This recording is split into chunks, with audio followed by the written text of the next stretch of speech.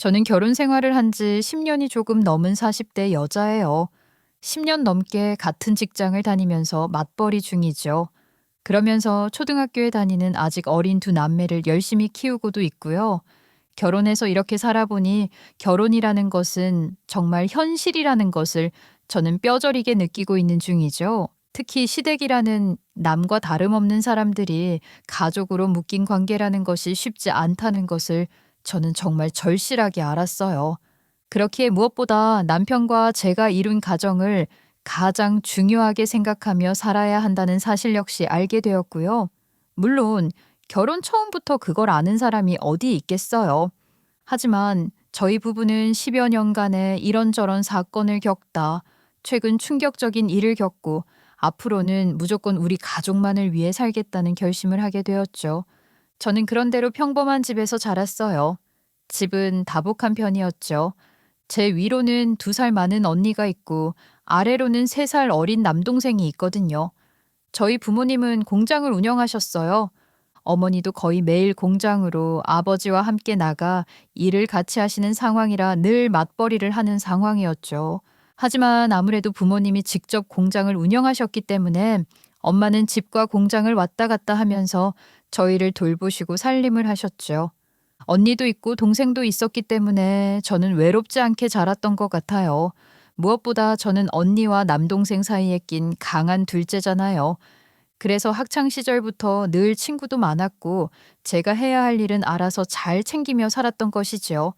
집안 형편은 그냥 그랬어요. 나쁠 때도 있었고 그럭저럭 괜찮을 때도 있었죠. 아주 어릴 때는 엄청 좁은 집에서 5명이 복닥거리면서 살았던 것도 같아요. 언니와 동생과 같이 한 방에 누워서 투덕거리면서 잤던 기억도 있거든요.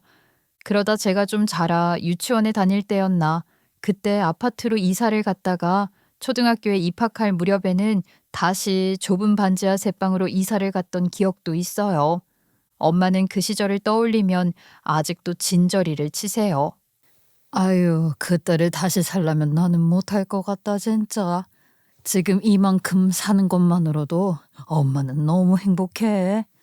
무슨 소리세요, 우리 박 여사. 앞으로 더 호강하셔야지. 됐어. 옛날 생각하면 이제 이사 안 다니고 밝고 넓은 집 하나 있는 것만으로도 이보다 더 호강이 없다 싶어. 아무래도 사업을 하셨던 터라 부침이 있었으니 힘드셨겠죠. 가장 심각했던 때는 제가 초등학교 5학년 때였던 것 같아요. 어릴 때 아파트에서 살다 다시 작은 단칸방으로 이사를 갔다 다시 형편이 좀 나아져 방 2칸짜리 빌라 3층으로 이사를 간지 얼마 되지 않았을 때였죠.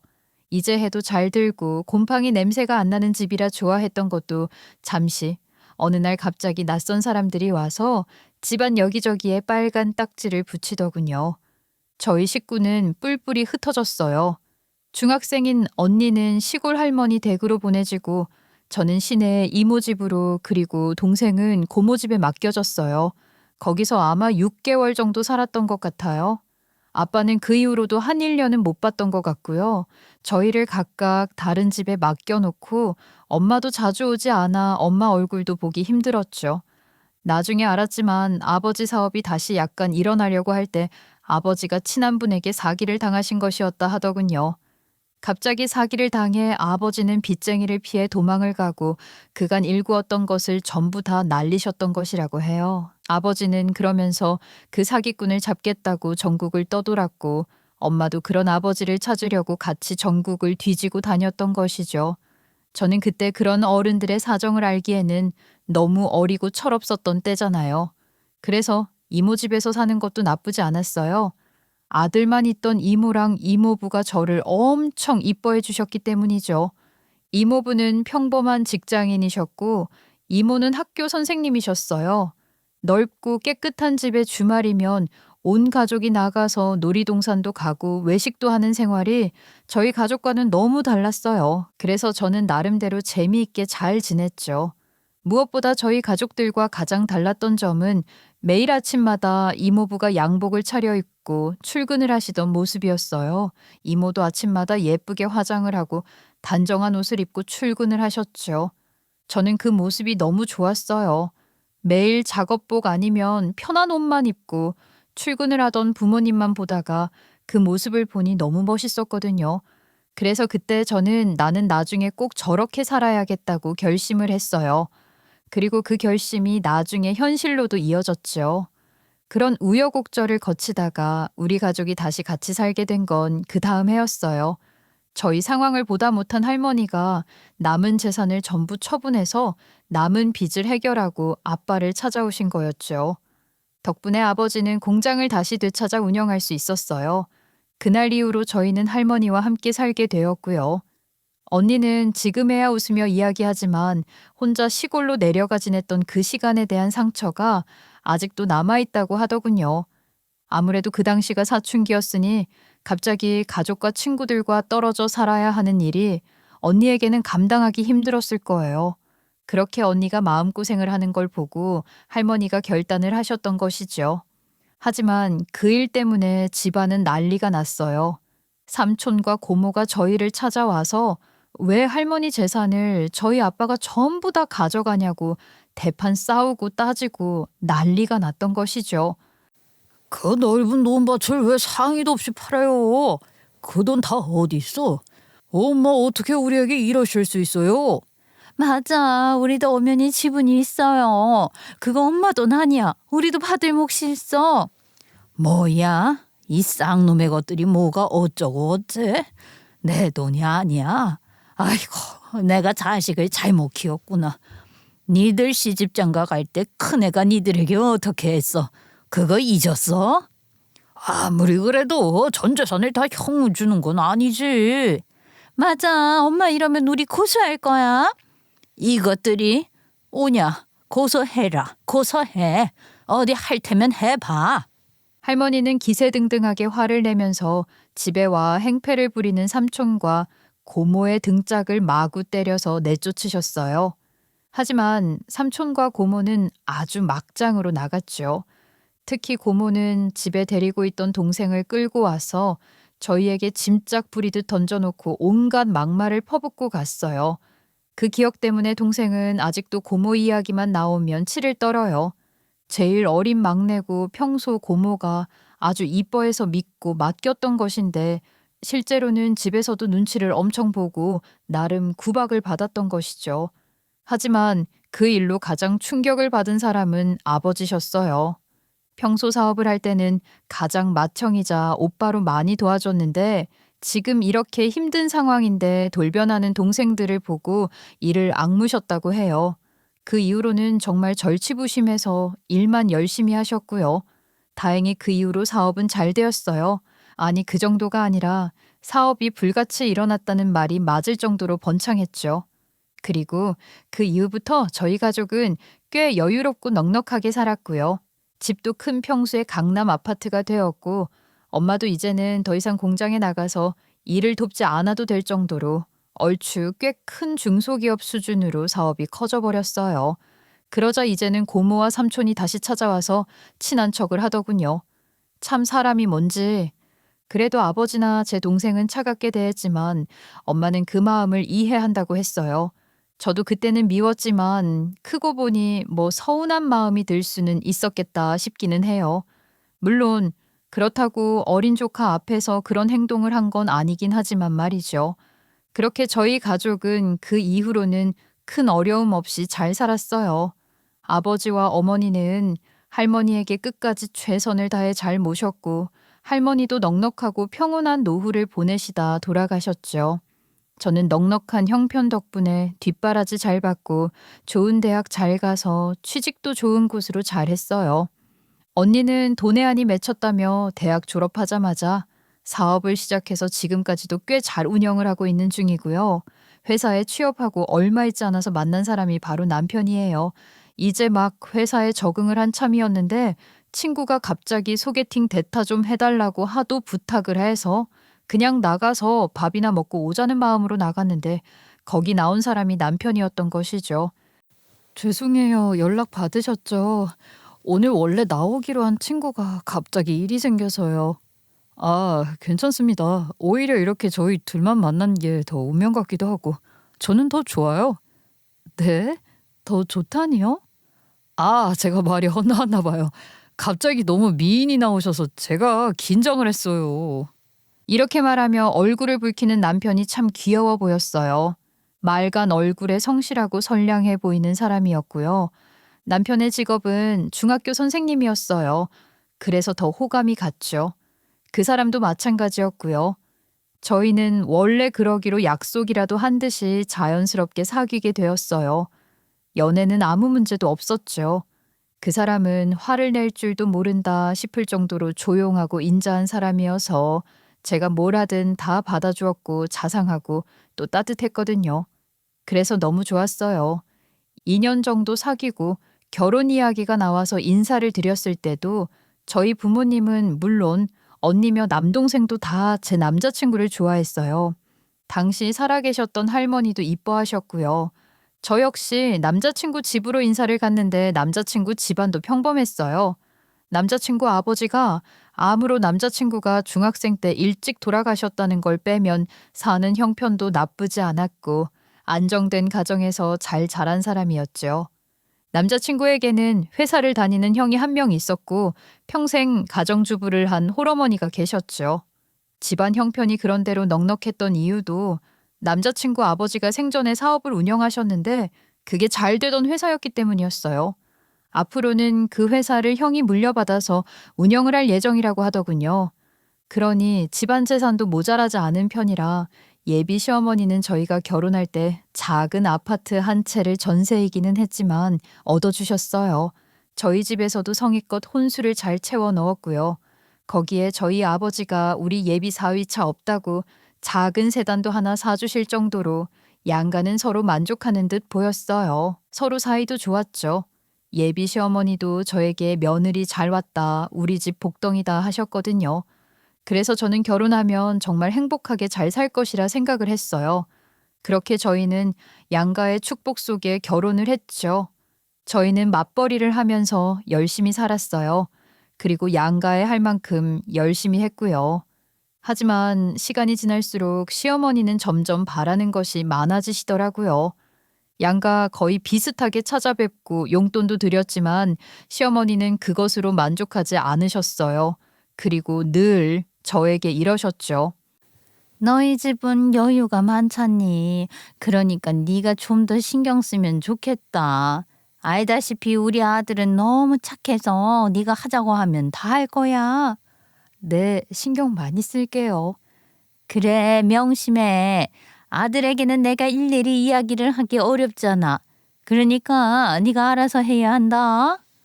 처음에는 자기를 더 신경 써달라는 말인가 해서 자주 전화도 하고 그랬지만 시어머니가 신경 쓰라는 건 그런 의미가 아니었어요. 경제적인 것을 말하는 거였죠. 어떤 날은 뭐가 먹고 싶다, 어디가 가고 싶다, 뭐가 갖고 싶다. 네가 더 신경 쓰라는 건 참 다양하기도 했어요. 하루는 갑자기 텔레비전을 바꾸고 싶다고 하시더라고요. 텔레비전이 고장이 났나요? 그럼 바꾸셔야죠. 내가 그런 거 어디서 어떻게 사는지 어떻게 알아? 이럴 때는 네가 알아서 해주는 거야. 결혼하고 그런 센스도 없니? 제 말에 얼굴을 굳히고 저런 말을 하는데 진짜 저는 아직도 그때 기가 막혔던 기분이 생생하게 기억이 나요. 아니 솔직히 자기들이 쓸 물건은 본인들이 알아서 사는 거지. 제가 그걸 어떻게 알아봐 주나요? 저희 부모님은 단 한 번도 그런 걸 알아보라는 둥 하신 적이 없었는데 말이죠. 그리고 제 남편도 TV가 어쩌고 그런 거 알지도 못해요. 혼수를 살 때도 뭐가 뭔지도 모르고 그냥 제가 사자는 걸 샀거든요. 워낙 그런 쪽으로 관심도 없었고요. 거기에 제가 알아봐 주기만 하면 돈은 주는 걸까요? 절대로 아니었죠. 같은 용돈을 드려도 친정은 됐다며 안 받으시거나 오히려 더 얹어서 돌려주셨는데 시어머니는 만족을 모르셨어요. 제가 불평을 하자 친정 엄마가 웃으시더라고요. 원래 나이 들면 그런 거 봐도 뭐가 뭔지도 모르고 구별도 안 돼. 내 친구들도 다 자식들에게 사달라고 하더라. 그냥 그러려니 봐줘라. 돈은 엄마가 보태줄게. 우리 시어머니 TV를 왜 엄마가 보태? 됐어. 아니 지금 아주버니랑 같이 살면서 왜 둘이 볼 TV를 내가 사야 하는 거야?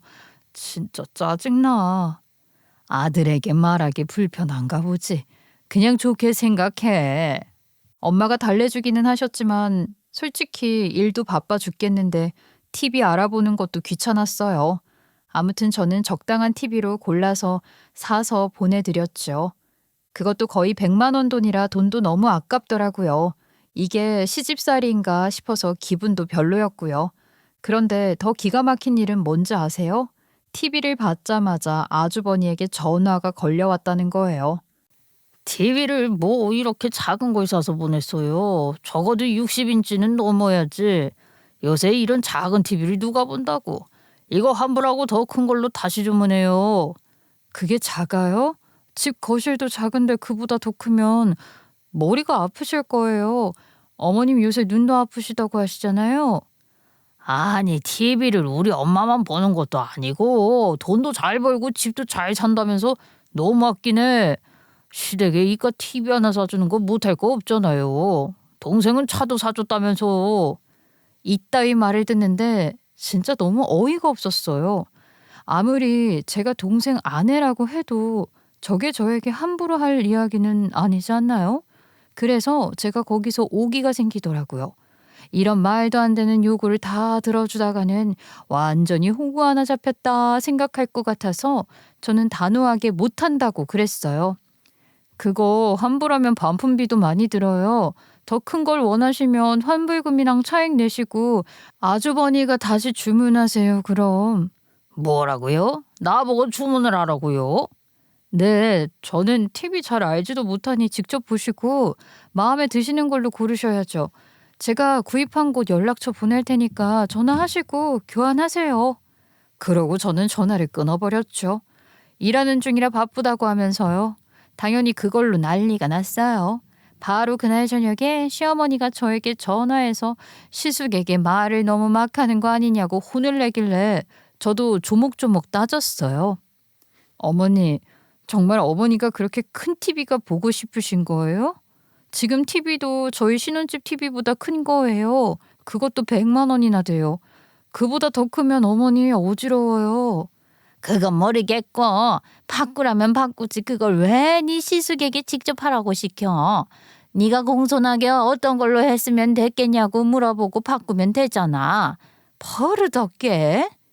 TV 주문하기 전에 분명 어머니가 그냥 요즘 나온 걸로 적당한 거 사면 된다고 하셨잖아요.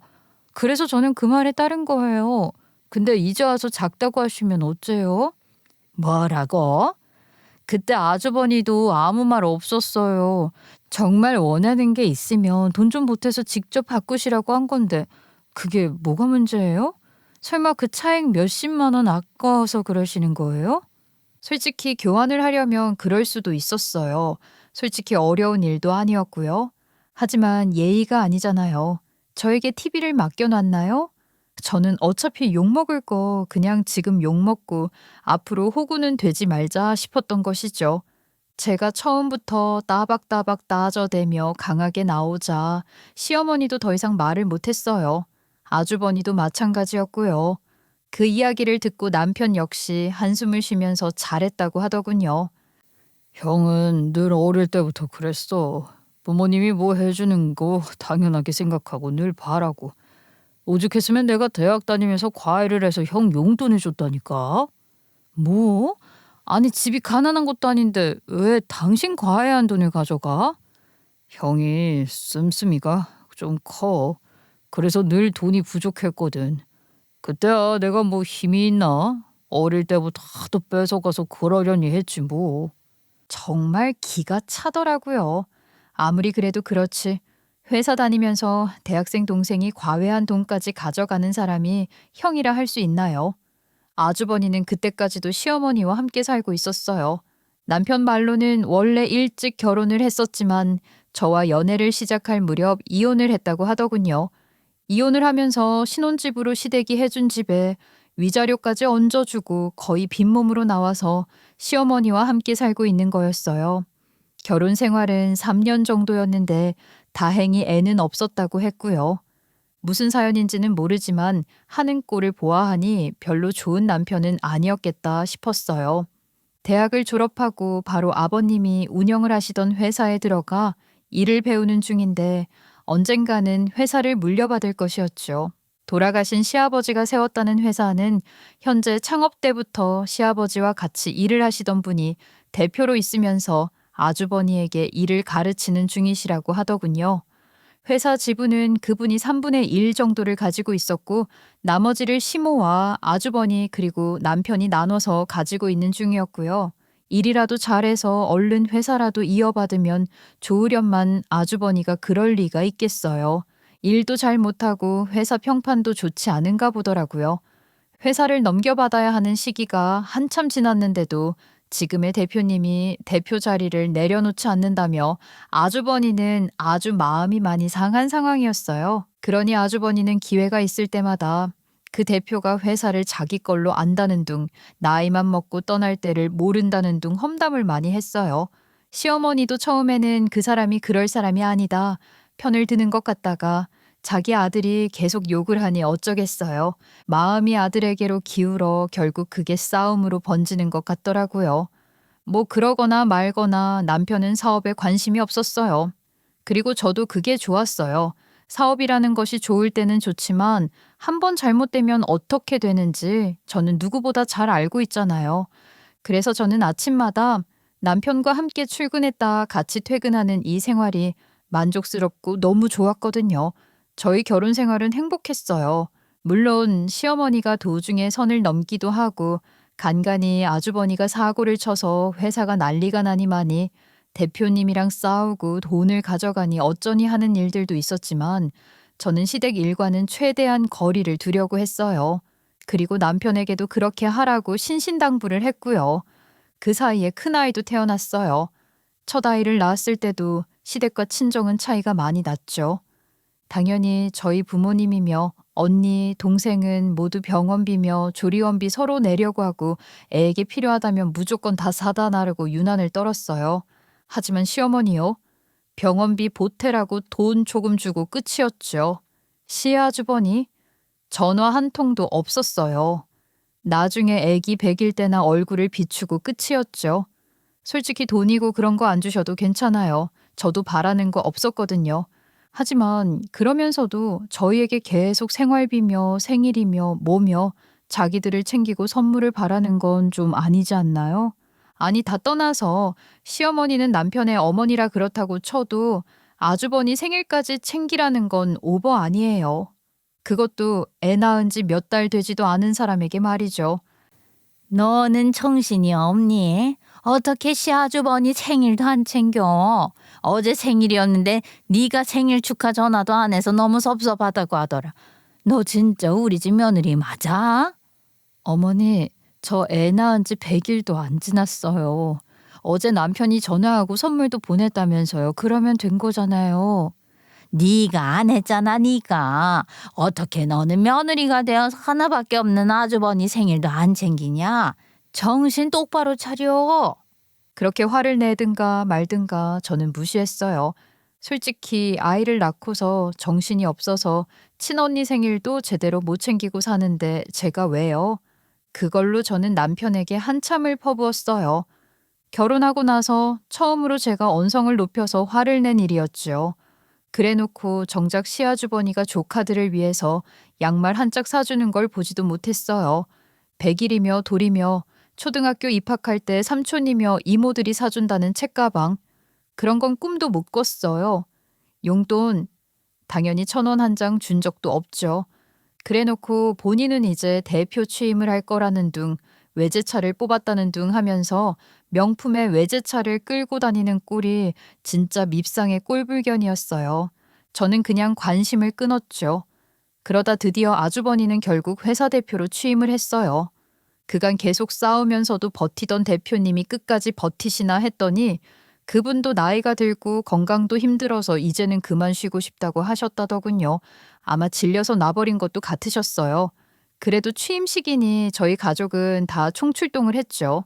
평소 저희 아이가 태어날 때나 경조사가 있을 때마다 성의를 보내주시고 좋은 인상을 남겨주셨던 대표님은 침울한 표정으로 퇴임사를 남기시더군요. 부디 신임 대표가 잘 운영해서 회사를 오랫동안 지켜줬으면 하는 소원밖에 없습니다. 회사 직원들과 그 가족들을 생각해서라도 제발 부탁합니다. 그 말을 듣고 눈물을 흘리는 직원들도 있더군요.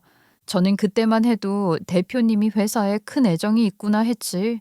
그 안에 담긴 말이 무엇을 의미하는 것인지 잘 몰랐어요. 하지만 그건 미래의 불행을 예고하는 말이었던 것이지요. 그렇게 시간이 흘렀어요. 시어머니와 아주버니 밉상 둘이 있었지만 그런대로 쳐내면서 말이죠. 아니, 잘 쳐내면서 살았다고 저는 생각을 했어요. 하지만 그건 저의 큰 착각이었죠. 이제 애들도 얼추 커서 유치원도 졸업하고 초등학교에 입학을 해 저도 한숨 돌리던 어느 날 집 앞으로 대출 연체 통지서가 날아왔어요. 저는 그걸 펴보자마자 경악을 했죠.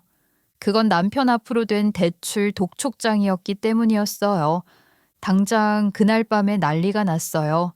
늘 성실하고 검소한 데다 가족밖에 모르던 제 남편이 대출을 받은 이유는 딱 하나밖에 없다 저는 생각했죠.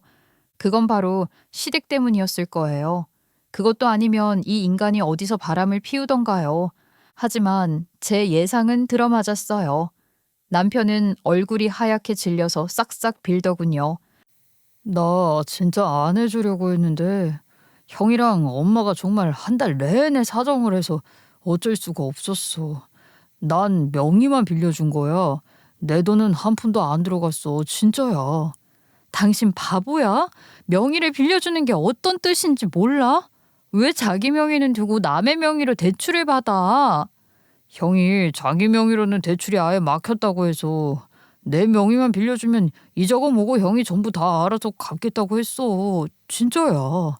나는 이게 밀린지도 몰랐어. 안 봐도 뻔했어요. 아마 마음 약한 남편을 나몰래 둘이 들들 볶았을 것이죠. 저는 이거 이대로 뒀다가는 나중에라도 큰일이 나겠다 싶었어요. 그래서 마음을 독하게 먹었죠. 그래서 이혼을 하자고 남편을 아주 잡돌이를 했어요. 실제로 짐을 싸서 애들을 데리고 친정에 가기도 했고요. 제가 생각보다 너무 세게 나오자 남편은 거의 숨이 넘어가기 직전이 되었어요. 내가 못돼 먹고 그래서 당신 시댁이랑 거리를 두라고 생각한 거야? 내가 시댁을 싫어해서? 고작 그런 이유라 생각하고 나 몰래 돈을 해줘? 내가 돈은 절대 안 빌려줬어. 이번이 처음이야. 진짜 명의만 빌려주고 알아서 한다고 해서 믿었어. 내가 잘못했어. 돈 아니라 명의 빌려주면 이게 어떻게 되는지 나는 잘 알아. 너무 잘 알아. 이렇게 책임감 없는 남자랑 나 같이 못 살아. 이혼해. 이혼이라니 여보. 제발 화 풀어. 응? 이혼하면 나는 어쩌라고. 그거야 너 알아서 해. 나 능력 있고 우리 부모님도 능력 있어. 당신 따위 없어도 우리는 잘 살 수 있으니 시댁가 망하려면 너 혼자 망해. 저는 솔직히 그때 일이 잘못 꼬여서 이혼을 하게 된다 해도 상관없다고까지 생각했어요. 막말로 혼자 먹고 살 능력 있는데 무슨 상관이에요. 당연히 남편은 기겁을 해서 친정에 찾아와서 두 손 두 발 싹싹 빌었죠.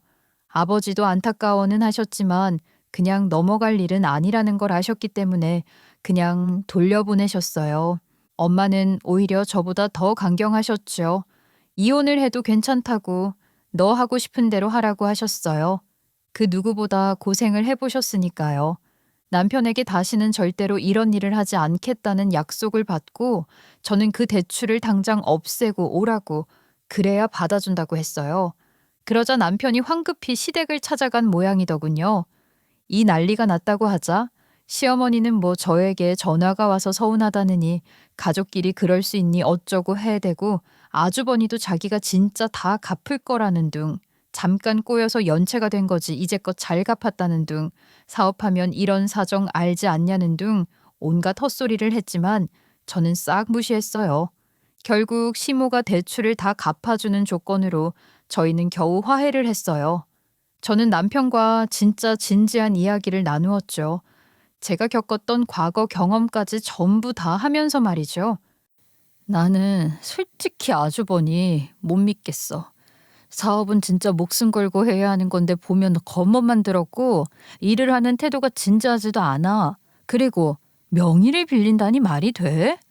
사업하다 보면 명의를 빌리기도 하고 그런 일이 있다고 해서 믿었지. 그건 돈이 더 필요할 때 가족에게 부탁하는 거지. 사업하는 사람이 대출을 못 받아서 동생 명의까지 동원해야 하는 거면 진짜 막장인 거야. 그걸 어떻게 믿어? 이건 절대 아니야.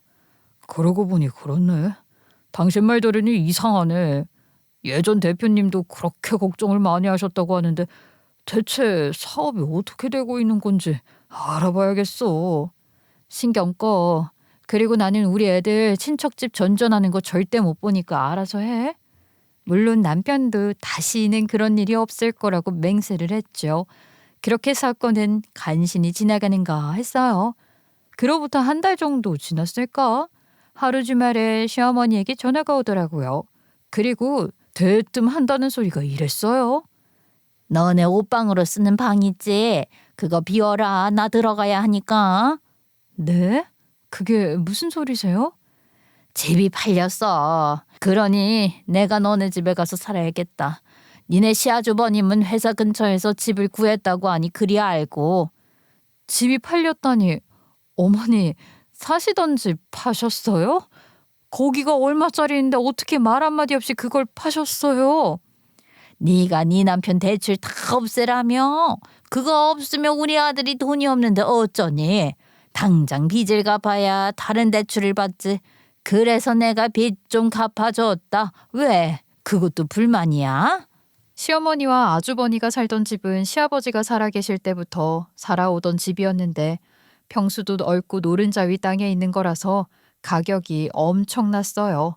그걸 저희와 아무 상의 없이 팔았다고 하니 기가 차더군요. 그것도 시아주버니 빚을 갚느라 말이죠. 저는 솔직히 이때 예전에 빡쳤던 고모와 삼촌의 심정이 조금은 이해가 되더라고요. 아, 이런 기분이구나. 시어머니가 사는 집이었지만 그 집은 나중에 우리가 물려받을 수도 있었는데 홀랑 팔아서 전부 아주버니에게 줬다니. 저는 속이 부글거렸지만 참았어요. 예전에 제 아버지가 힘들었을 때 재산을 전부 처분했던 할머니가 생각나기도 하고 또 회사가 좀 어렵기는 어려운가 보다 싶어서 말이죠. 하지만 그렇다고 해서 시어머니와 같이 사는 문제는 다르잖아요. 그럴 이유도 없고 솔직히 절대 그러고 싶지도 않았어요. 어머니, 저희 방 없어요. 적당한 집을 하나 얻어서 아주버니와 같이 지내시는 건 어떠세요? 시내 오피스텔을 얻을 돈이면 외곽에 괜찮은 집 전세 있을 거예요. 뭐? 너 지금 나랑 살기 싫다는 거냐? 저희도 맞벌이 하는데 어머니 오셔도 식사 챙기기도 버거워요.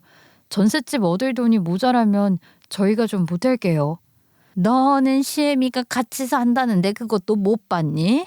내가 가서 살림도 하고 애들도 키워주면 돈도 절약될 거 아니야. 어디 건방지게 그런 말을 해. 됐어. 갈 테니 그리 알아. 시어머니는 완전히 펄펄 뛰셨어요. 머리가 지끈거리더군요.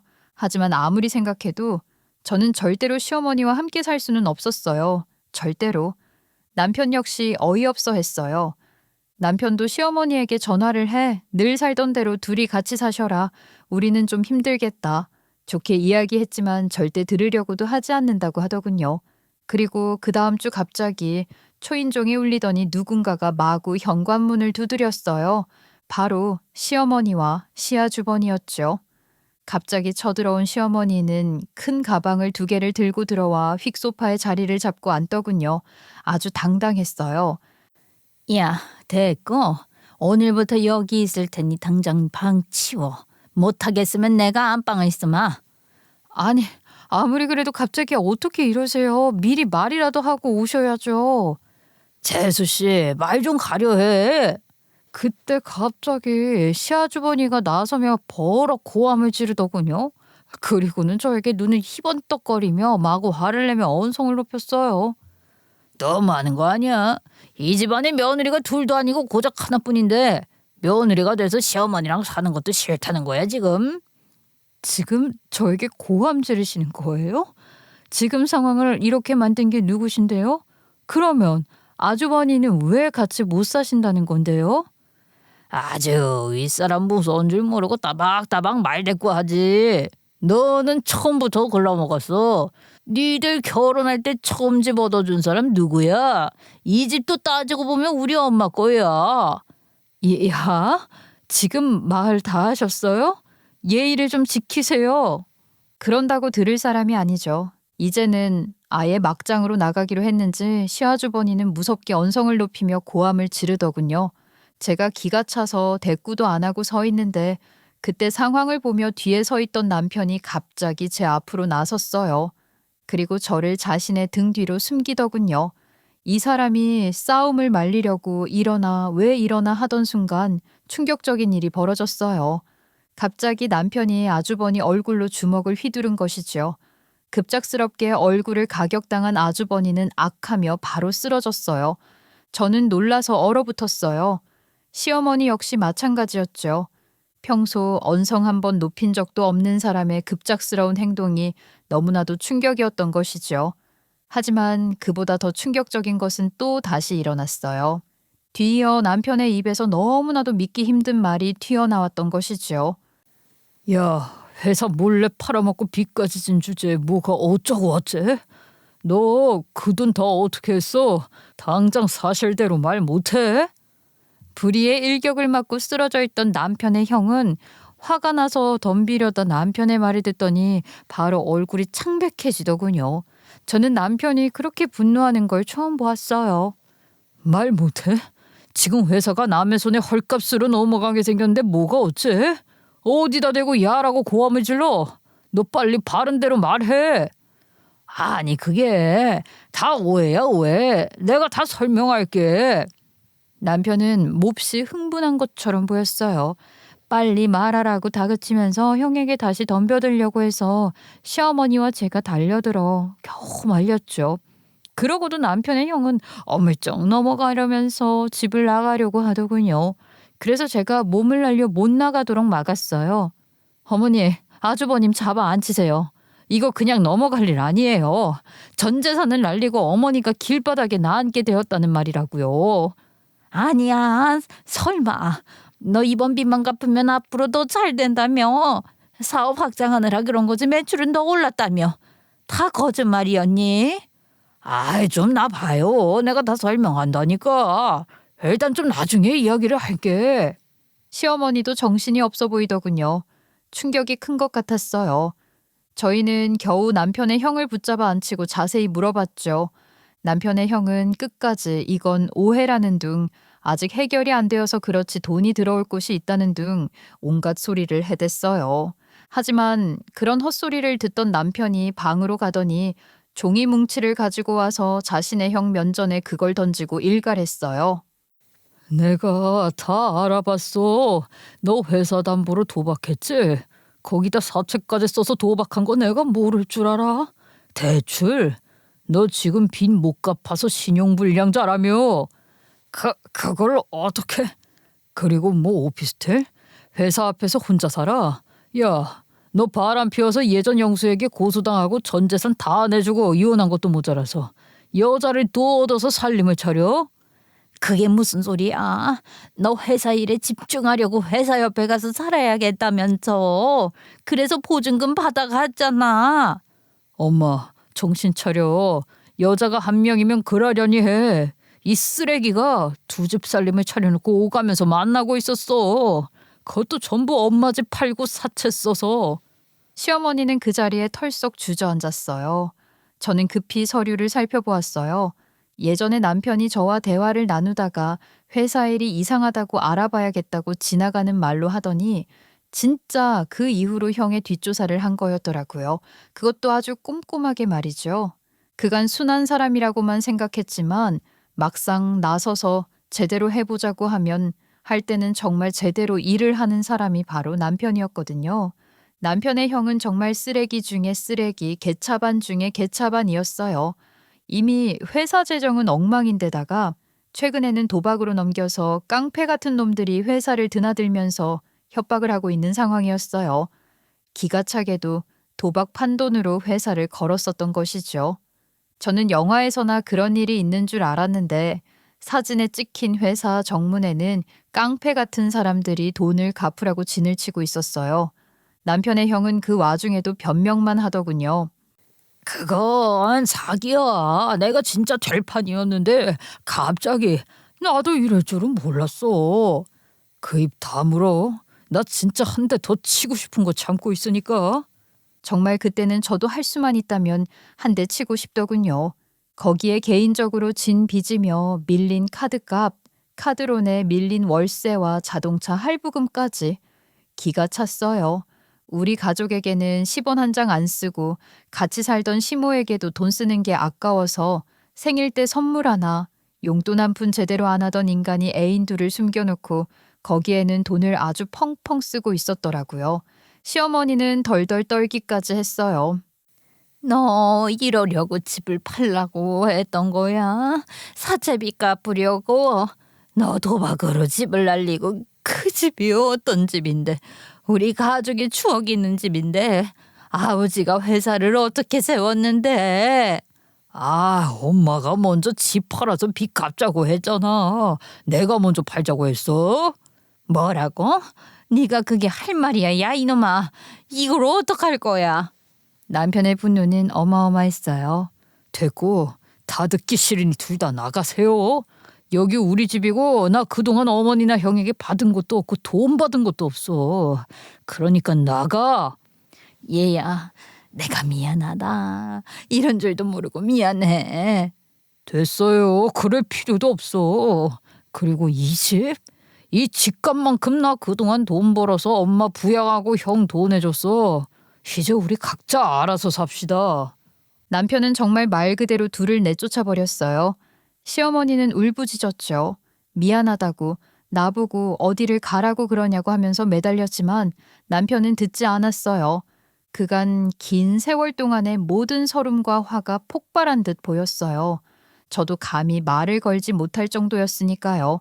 쫓겨난 둘이 현관 밖에서 난리를 치는데 남편은 전혀 동요도 하지 않고 경찰을 부르더군요. 그리고 저에게 이랬죠. 당분간 장인 장모님 댁에 가 있자. 짐 싸 얼른. 저는 군소리 없이 그 말에 따랐어요. 남편은 단호했고 정확했지요. 평소 보였던 부드러움 속에 그런 단호함이 있을 줄은 저도 몰랐어요. 저희 가족은 당분간 친정에 가서 지냈어요. 물론 그 사이 시어머니에게 전화도 오고 시어머니가 직접 친정집까지 찾아오기도 했지만 남편은 절대 상대하지 말라고 했어요. 그러다 결국 시어머니가 제 회사 앞까지 찾아왔다는 말에 남편이 회사 앞으로 와서 시어머니에게 그러더군요. 어머니는 늘 형만 생각하고 늘 형만 보고 형에게 다 해주셨잖아요. 그 집 팔기 전에 나에게 상의만 하셨어도 내가 이렇게까지 하지 않았을 거예요. 정말 미안해. 형이 사업을 하다 보니 내가 그런 거야. 회사 위에서 그런 거니까 어떻게 이해해주면 안 되겠니? 회사? 그것도 저에게 물어나 보셨어요? 아니 제가 대학 등록금은 어떻게 하는지 용돈은 어떻게 하는지 물어나 보셨어요? 저는 어머니에게 자식이 아니었어요. 아니야. 무슨 그런 소리를 해. 네가 왜 내 자식이 아니야. 나는 절대 그렇게 생각한 적 없다. 진짜야. 아니요. 제가 아이 낳고 키워보니 알겠더라고요. 진짜 사랑하는 자식이라면 그럴 수 없어요. 그러니까 어머니는 가서 사랑하는 자식과 잘 지내세요. 시어머니가 길에서 울었지만 남편은 돌아보지 않았어요. 오히려 제가 말려야 하나 싶을 정도로 냉정하기만 하더군요. 하지만 친정엄마가 단호하게 모른 척하라고 저에게 그랬어요. 네가 지금 마음 약해지면 저 사람들 너에게만 들러붙을 거야. 돈 무서운 줄 모르는 거 병이야. 절대로 못 고쳐. 거기에 도박, 상종도 하지 마. 그런데 자기 엄마에게 저렇게 하는 거 둬도 될까?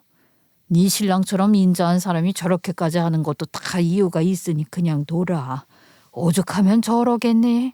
다 자업자득이야. 너는 네 신랑 신경이 났어. 남편은 시어머니와 자신의 형과의 연락을 완전히 끊어버렸어요. 하지만 회사는 난리가 났죠. 이제 감당이 되지 않자 남편의 형이 그냥 잠적을 해버렸던 모양이었어요. 회사에는 깡패들이 찾아와 난동을 피우지, 돈을 못 받은 거래처 사장들이 줄줄이 찾아오지, 그야말로 개판이 된 것이죠. 도저히 안 되겠다 싶었던 직원이 예전 대표님에게 연락을 한 모양이더라고요. 그리고 대표님은 남편에게 연락을 한 것이고요. 보다 못한 저희 아버지도 함께 나서 주셨어요. 그래서 예전 대표님과 남편 그리고 친정아버지가 함께 만나 해결책을 찾게 된 것이죠. 일단 남편과 그 대표님 지분을 합쳐서 회사 대표에서 남편의 형을 해임하고 남편은 형 몫의 지분을 사들였어요. 이미 빚에 몰려있는 상태라 형은 군소리 없이 내놓더라고 하더군요. 그리고 남편은 시어머니에게도 회사 지분을 넘기는 조건으로 돈을 주고 앞으로 지낼 곳을 얻어주었어요. 물론 그 와중에도 다시는 연락하지 않았으면 좋겠다 하더군요. 그 대금은 일단 친정아버지가 회사에 투자를 하는 형식으로 대주셨어요. 너무 감사했죠. 장인어른 정말 감사드립니다. 이 은혜는 어떻게 갚아야 할지. 은혜는 무슨, 자네 아버지 회사 아주 탄탄한 곳이야. 나도 잘 알아. 나 진짜 투자한 거니까 그런 생각 말고 뒤처리만 일단 신경 써. 자네 형은 찾았나? 도박이랑 다 해서 경찰에 고발했으니 곧 찾을 거예요. 회사에서 배임과 횡령도 고발을 했어요. 수배가 떨어질 것 같다고 경찰에서 그러더군요. 그래, 마음고생이 많았어. 자네 형도 하던 대로 운영만 해도 편하게 살 수 있었을 텐데 참 안타깝지만 일단 이 정도로 그친 걸 다행으로 생각해야지. 수배가 떨어지고 얼마 지나지 않아 남편의 형은 곧 경찰에 잡혀왔더군요. 그리고 바로 구속되었죠. 그 형이 가지고 있던 얼마 되지 않던 재산은 빚 탕감으로 모두 사라진 뒤였어요. 그렇게 저희는 겨우 사태를 해결했던 것이죠. 그 이후 회사는 전문 경영인을 고용해 정상화를 위해 노력하는 중이에요. 그리고 실제로도 많이 회복이 되었고요. 퇴직하고 쉬시려고 했던 예전 대표님이 다시 회사에 나와서 많이 도와주시기도 했어요. 하지만 여전히 부채도 많이 남아있고 쉽지는 않은 상황이라고 하더라고요. 무엇보다 한 번 떨어진 신뢰를 회복하는 일이 어렵다고 했어요. 이전보다 훨씬 더 회사 일에 관심을 가지고 자주 예전 대표님을 만나 상의를 하던 남편은 한참을 고민을 하더니 저에게 이러더군요. 나 학교 그만두고 회사 일을 좀 해보려고 해. 아무리 그래도 우리 아버지가 평생을 바쳐 세운 회사인데 저렇게 없어지게 둘 수는 없잖아. 그래도 될까? 뭐? 그럼 당신이 회사 운영을 하겠다는 거야? 바로 운영하는 건 어렵겠지만 일단 최 대표님이 도와주신다고 하셨어. 아무래도 전문 경영인 온다고 해도 이게 자기 회사가 아니니까 한계가 있어. 그럼 회사를 파는 건 전에도 누가 좋은 값에 사겠다고 했다며 당신은 사업 말고 선생님이 좋다고 했잖아. 나도 그런 줄 알았는데 이번에 회사 일에 뛰어들다 보니 이것도 잘 맞는 것 같아. 그리고 무엇보다 회사 내가 잘 살리고 싶어. 저는 한숨을 쉬었어요. 이미 남편의 결단력과 실행력을 보았는데 내가 뭐라고 말리겠어요. 저렇게까지 결심을 했으니 이미 결론은 내려진 것이나 마찬가지였죠. 저는 성실한 직장인이 좋아서 결혼을 했는데 그 사람이 결국은 사업을 하는 남편이 될지 누가 알았겠어요. 친정엄마는 엄청 웃으셨죠. 결국 팔자대로 가나 보다. 어쩌니 너나 나나 사업하는 남편 만나 살 팔자인가 보지.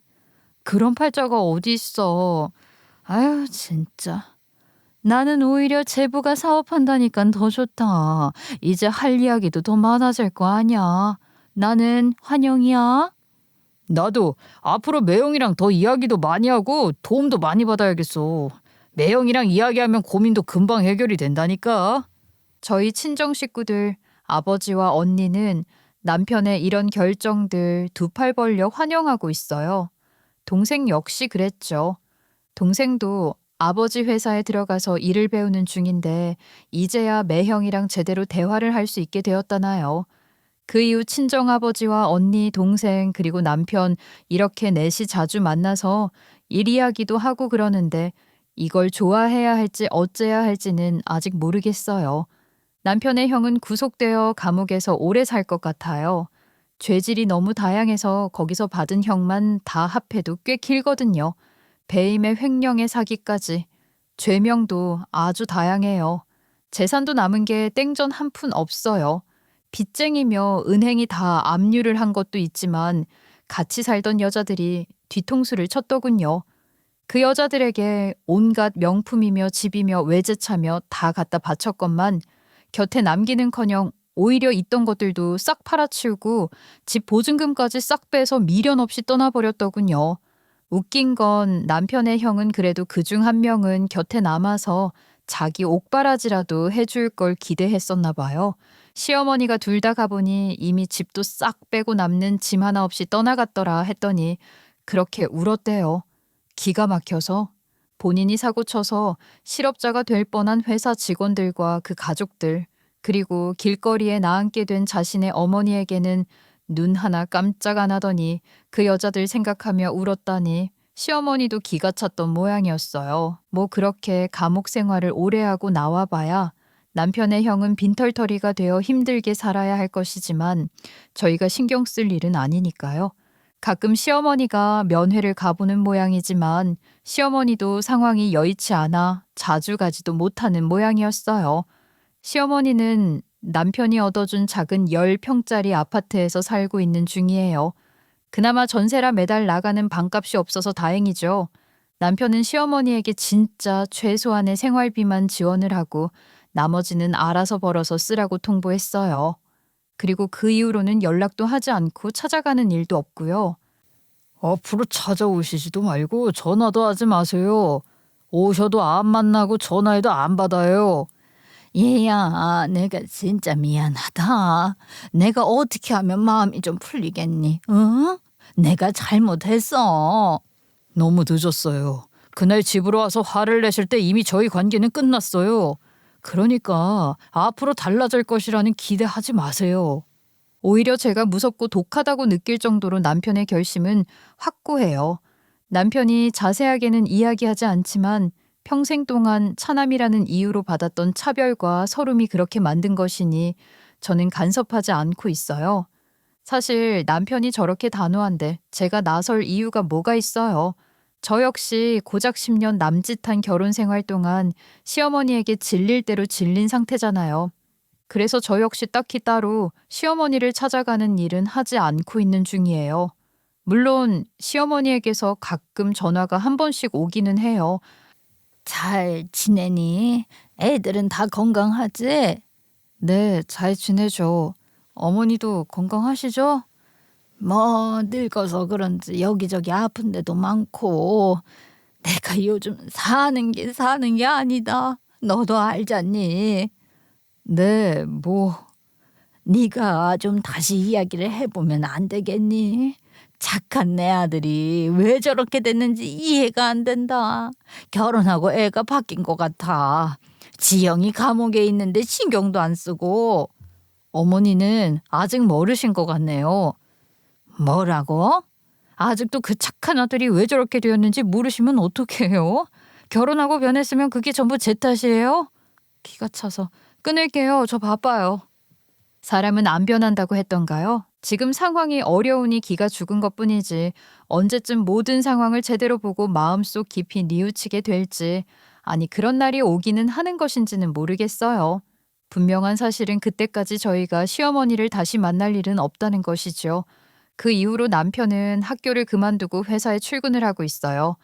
그러고는 이제 일에 푹 빠져서는 매일 새벽같이 회사에 나가서는 밤늦게 퇴근을 하고 있어요.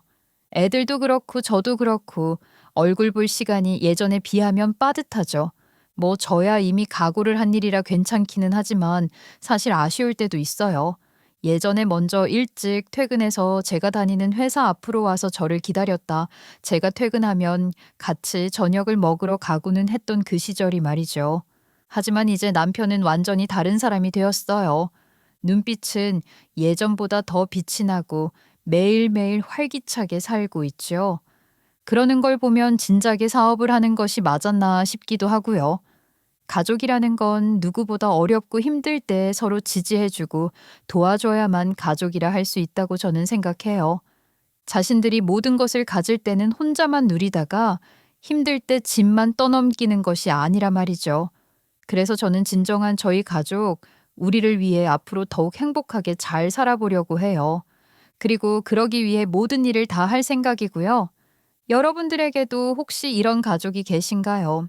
힘들 때는 가족이었다가 살만해지면 다시 남남이 되는 그런 사람들 말이에요. 그런 사람이 있다면 과감히 가족에서 지워버리라고 말씀드리고 싶어요. 그 길만이 내 가족을 지키는 일이 될 테니까요. 들어주셔서 감사해요. 늘 건강하시고 행복하세요.